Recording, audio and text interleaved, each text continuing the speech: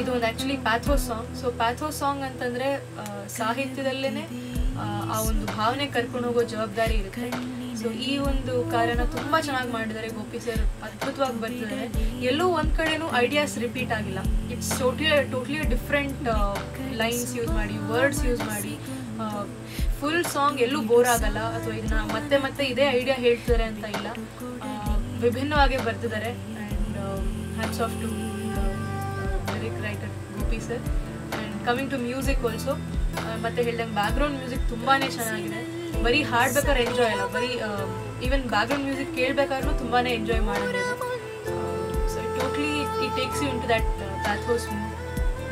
On the whole the best. ನೀನು ಸಿಗದ ಕ್ಷಣ